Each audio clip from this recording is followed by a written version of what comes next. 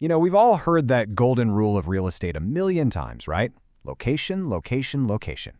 But today we're moving way past the cliche. In this explainer, we're going to dive into the ultimate tool to actually master the where and give you an absolutely undeniable competitive edge. So we are talking about GIS, or Geographic Information Systems. And look, it's time to stop treating GIS like just some technical buzzword and understand it as your essential decision support system. At its core, it's a computer-based engine designed to collect, analyze, and visualize spatial data. Honestly, it is the powerhouse behind modern property analysis. Picture this. You're staring at a spreadsheet just packed with parcel numbers. Now, traditional data, it tells you the what? The acreage, the asking price. But GIS integration, that adds the crucial element of geography. It tells you the where, and more importantly, exactly why that location matters. It's exactly what empowers brokers and developers to make truly informed, bulletproof decisions. All right, here's how we're going to map this out across the entire life cycle of a transaction today. We'll cover 1. The power of where.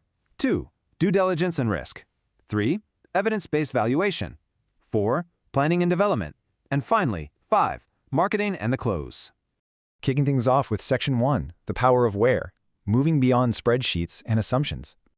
Moving right along to Section 2, due diligence and risk, protecting the investment. When you're assessing location-based risk, I want you to think of GIS kind of like stacking transparencies on top of each other. You start with your base map, right? Then you overlay the flood hazard maps, the fault line data, zoning classifications, environmental protection zones, the whole shebang. And suddenly, boom, these hidden vulnerabilities just leap out at you.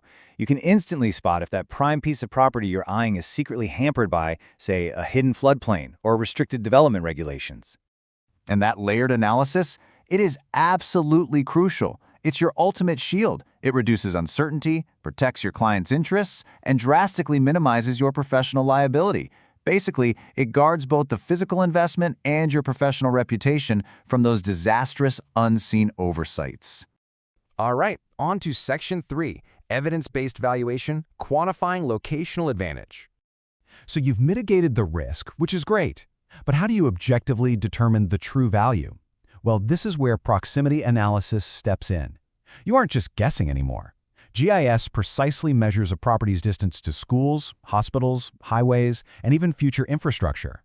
Because, let's face it, nobody wants to accidentally buy a luxury home right next to a planned landfill. Spatially mapping these features alongside your comparable sales creates a highly defensible appraisal report. And this right here is exactly why two physically identical lots can end up with vastly different price tags. Lot A and Lot B might look identical on a spreadsheet in terms of acreage.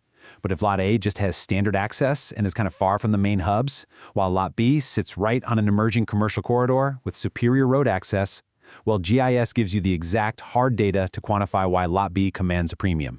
Next up, Section 4, Planning and Development, Highest and Best Use Analysis. Now, in the development phase, GIS is what transforms raw land into profitable projects. By integrating terrain, zoning, and utility data, this system literally dictates the highest and best use for any given parcel. It totally removes the expensive guesswork out of deciding if a property should be a residential subdivision, a commercial center, or maybe an industrial park. In practice, this is pretty much a developer's ultimate two-step playbook. Step 1 is site selection. This is where you analyze broad data, stuff like population density and traffic flow, to hunt down that golden opportunity. Once secured, you move to Step 2, subdivision planning. This is where GIS gets super granular. We're talking mapping out lot yield, drainage, infrastructure layout. It literally takes you from a broad, high-level market theory straight into a highly accurate project feasibility study. And finally, Section 5, Marketing and the Close, persuading the buyer. Because really, it all comes down to this one critical question, doesn't it? You've got all this fantastic spatial data gathered, but how do you actually present it to close the deal? Well, the reality is buyers don't want to read a textbook. They just don't. Visual maps showing exact locations, access routes, and that rich neighborhood context are infinitely more persuasive than verbal descriptions or dense technical documents alone. Maps tell the property's story instantly. They allow the buyer to literally see the value in a matter of seconds. What's more, nowadays, this technology lives right in your pocket. Out in the field, mobile GIS applications empower agents to validate real-time coordinates, collect instant field data, and verify on-site details while literally walking the property with the buyer. You aren't saying, "Oh, I'll get back to you on that." You are proving it right then and there. Talk about building undeniable trust and professional credibility. So, to tie all of this together with a great summary, in an industry where location determines value, opportunity, and risk, GIS empowers professionals to make smarter, faster, and more defensible real estate decisions. Combining mapping and analytics isn't just some neat trick, it is a real game changer and your massive competitive advantage. Which leaves us with one final question for you today. Will your next real estate decision be based on a simple assumption or on the hard evidence of where?